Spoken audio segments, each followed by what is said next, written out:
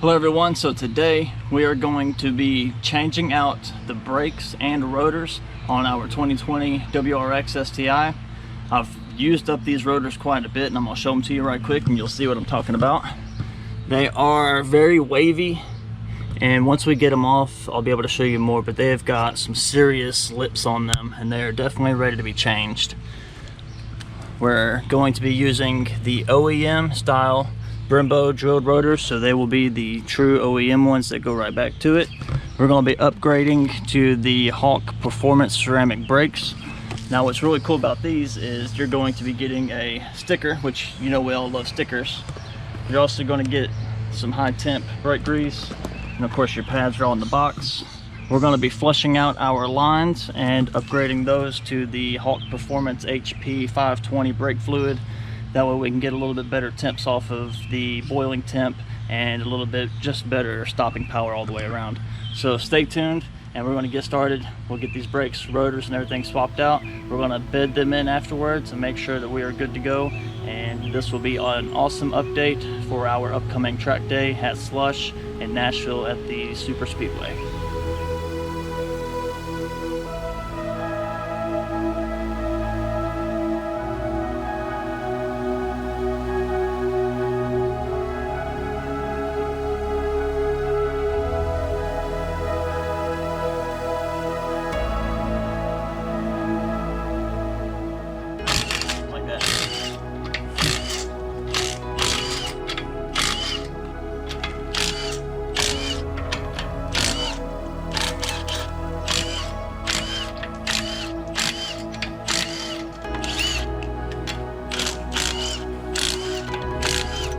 Now hopefully whenever we change to these performance ceramic brake pads, we're going to get rid of a lot of this brake dust. And I'm pretty sure we're getting a lot of this brake dust from these pads being worn out and these rotors being worn out. So I'm hoping that that's going to make a major difference and we won't have near the discoloration and everything else, because look how nasty that rotor is compared to what it should be. So hopefully these ceramic pads are supposed to be ultra low dust, so we're going to find out.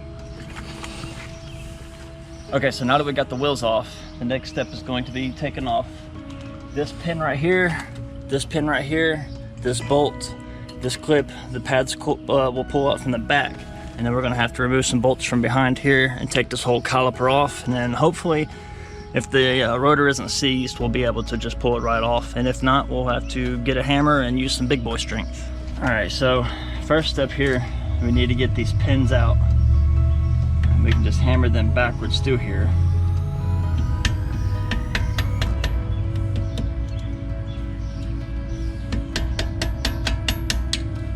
And we'll get them far enough back where we can grab them with like a pair of vice grips or channel locks or something like that.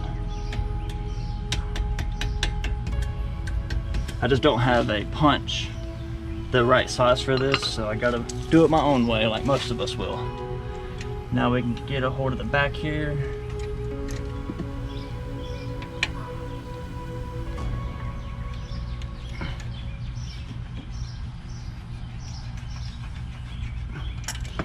Can get these broke free.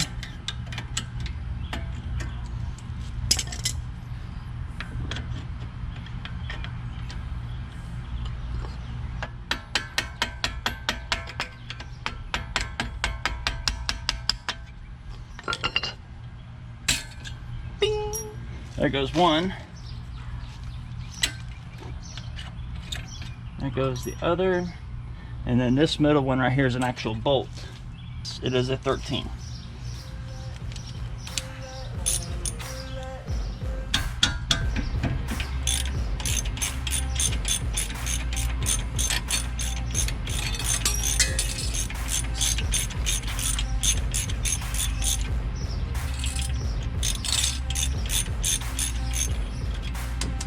So now that we have our bolt cap slash thing out, this whole little piece right here should remove. Alright, so I'm pretty sure it didn't come with any new hardware, so we're going to clean these up really well, get them nice and clean first before we go back and put all this in. And we should be able to remove our brakes now. There we go. Oh wow. Look at that. It was definitely time to change these brakes. That pad is done.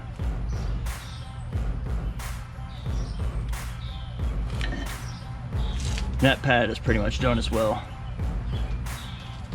All right, so we've got those brake pads out. We'll have to push our pistons back in. But I want to show you here, we've got 2 bolts. We got a bolt right here on the bottom. Let's see if it'll focus. There we go. We got this bolt here, and then we got this bolt right up here. So we're going to take those 2 bolts out, and once we get those 2 bolts out, we will be able to remove the caliper off.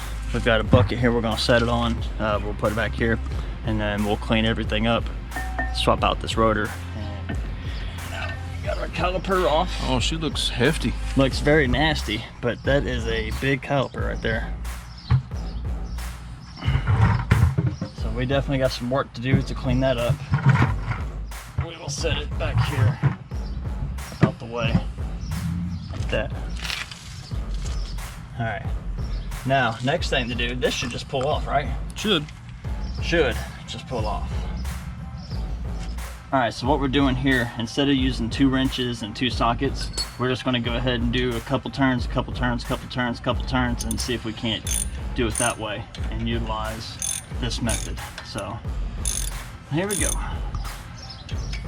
1, 2, 3. Oh, that's just the rotor, okay. All right, so those are fully seated now. 1, 2. Whoop! Did you hear that? breaking free. I feel it moving.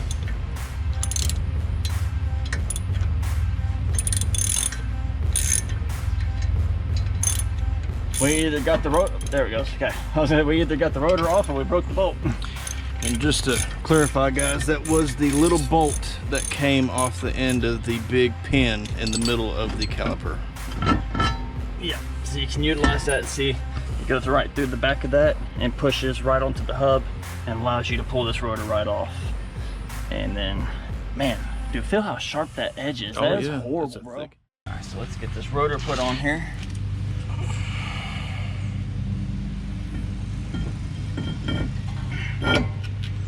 Nice fitment. Everything looks good. I like it. All right, next step is going to be, really need to push in some of these pistons here so we can refit our brake pads. What's actually surprising is I can push these all in by hand. And what we're doing is I'm squeezing all of our pistons here and pushing them back in, so that way whenever we put our brake pads in, everything will fit in properly. Here we go.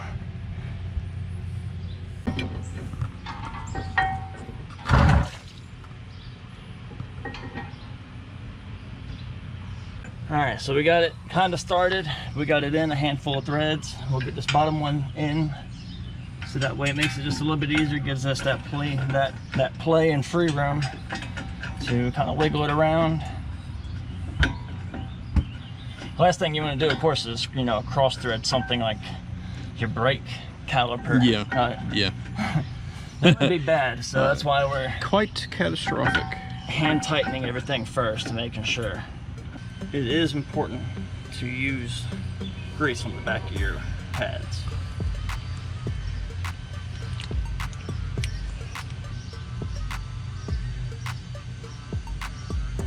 All right, so that's a good and greasy pad. We're gonna go ahead and try and slide it in here.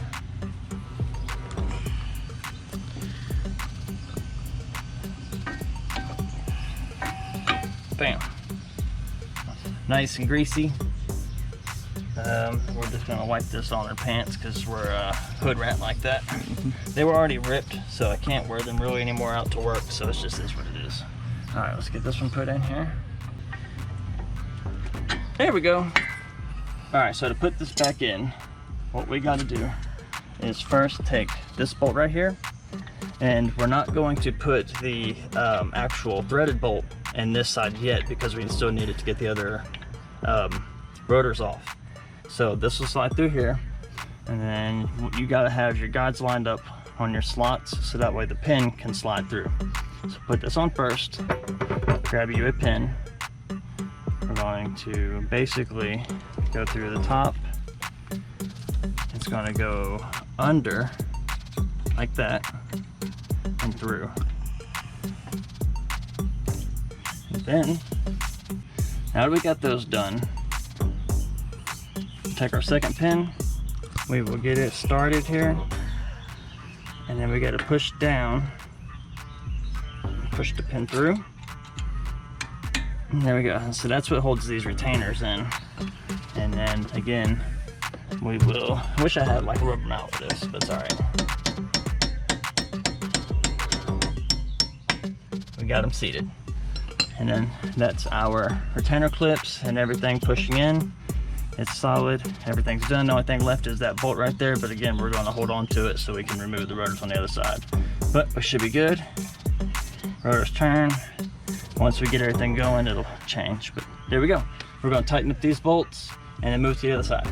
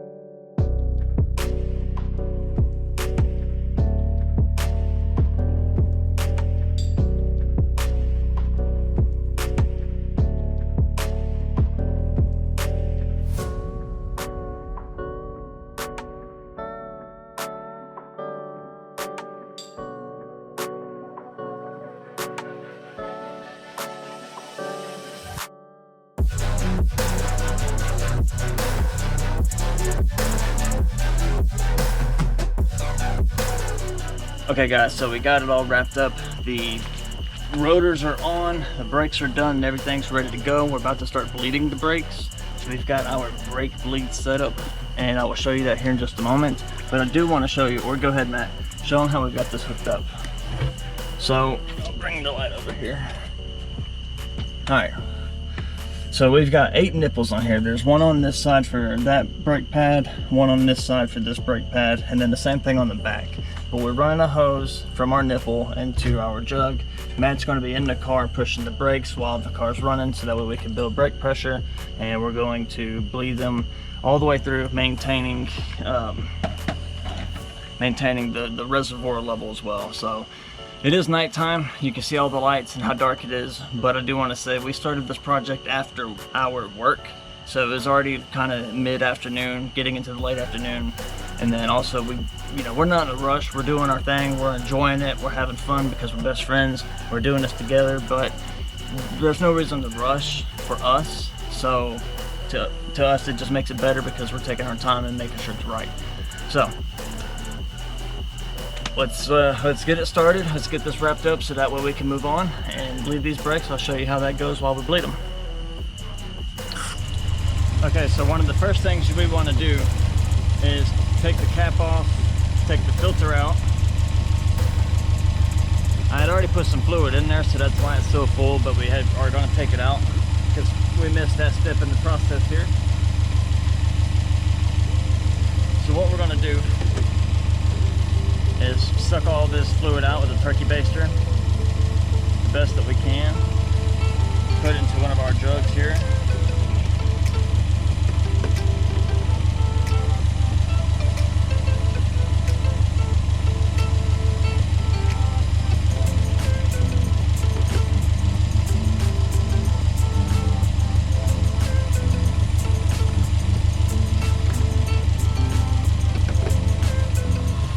So now we're going to go ahead and fill this back up all the way using our Hawk HP 520.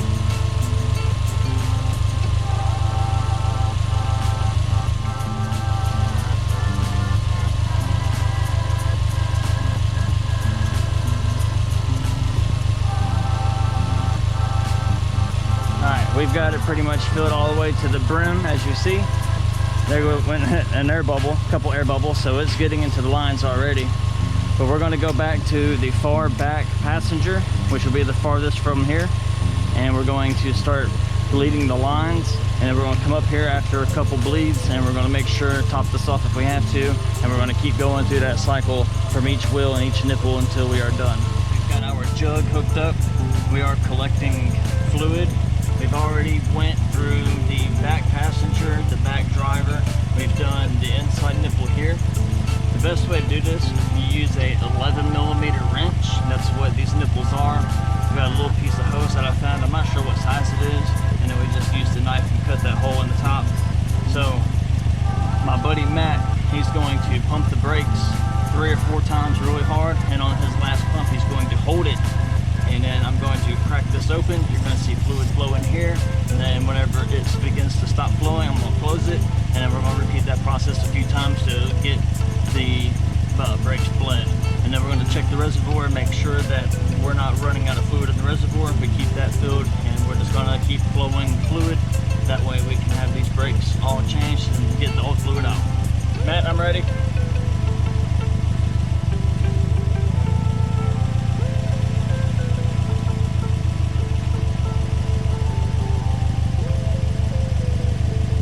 All right, do it again.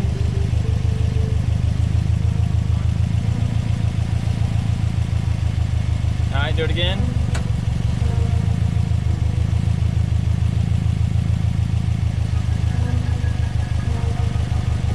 All right, do it again.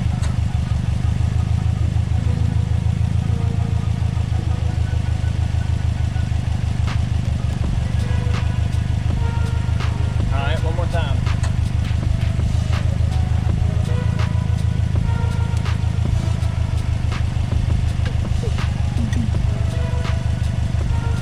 That's our process, and then now we'll go check our reservoir.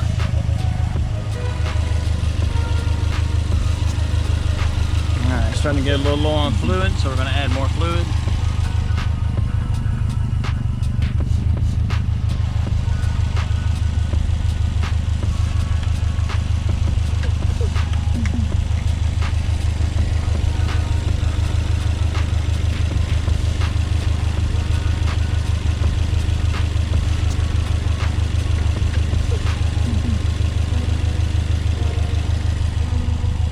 We're almost one whole entire bottle down.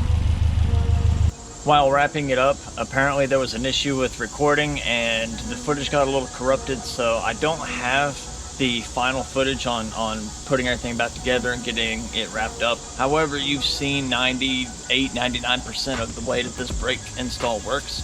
So after you've bled all of your brakes, you know, the 2 nipples on your front, 2 nipples on the front, 2 in the back, 2 in the back, for a total of 8 nipples like I told you earlier. You bled everything, we've gone through about 1.5 bottles, almost 2 full bottles of brake fluid, bleeding everything out and getting it all flushed. Once you've done all of that, of course, now you're just going to put everything back together. You're going to put your rims back on. You're going to want to drive and bed the brakes. Again, I don't have the footage of bedding the brakes and bedding the rotors, unfortunately. If you would just look up videos on that, there's plenty of videos here on YouTube on how to properly bed your pads and rotors. It is important, especially if that's what you're going to be, it's important on every vehicle, but you know, if you're going to be driving hard, spirited driving, any type of high performance driving, track, whatever, you're going to want to properly bed your rotors and pads. But because of that footage getting corrupted and it taking, you know, about a month and a half now for this video to be completed, I've got a month and a half worth of driving and a bunch of other stuff that's going on and has allowed me to really use these brakes. I do really like them. These Hawk Performance ceramic brakes have been excellent. The brake dust is very minimal, just like they say. You know, I mean, there's just a little bit here and there. The actual calipers, they stay super clean now. I mean, this is just from me spraying them off at the using like some wheel cleaner, spraying them down with wheel cleaner, and then just using the pressure washer that I have. So they've definitely stayed way cleaner. I've got a little bit of rust spots just because the car's been sitting outside and it rained. But yeah, it's a world of a difference with having these brakes. If brake dust is a concern to you, definitely ceramic brakes. Now I know that these brakes are not going to be best or suited, you know, for high performance driving. They're not going to be suited best for track use, but I am going to use these at a track day here coming up September 28th, the Nashville Super Speedway for Slush Motorsports Festival. So that'll be a good opportunity to really figure out how much brake fade, if any. Hopefully not. You know, I don't want to experience brake fade. Nobody wants to do that. But hopefully we don't have those issues. I'm pretty confident and they feel really, really good. I've done some pretty spirited driving with these already, and they've done well. Every now and then you might hear a little squeal or a little screech, but I think that that's just part of, you know, the brakes. So ultimately, I'm very happy with them. In the future, I will probably end up getting a set of pads that are, you know, a much more track suited pad, and that way then I could just easily swap these out whenever it comes time to do a track day, you know, the 1 or 2 times a year that I do that, or whatever happens. I don't know what the future holds for us and for this car. But that's everything. I hope that you enjoyed this. I hope that it helps you out and gets you going. Make sure that you get everything tightened back down. Make sure you get everything cleaned up. Make sure that whenever you do add and flush your brake fluids, make sure that you clean all that up, because brake fluid is very caustic and it could, you know, corrode and everything like that. You just don't want to get that stuff in your engine bay and have it, you know, having it destroy your paint and wires and everything else. Just clean up after yourself, get it all put back together, properly bed your rotors and pads, and have a great day, great night, whatever time it is that you see this. See ya.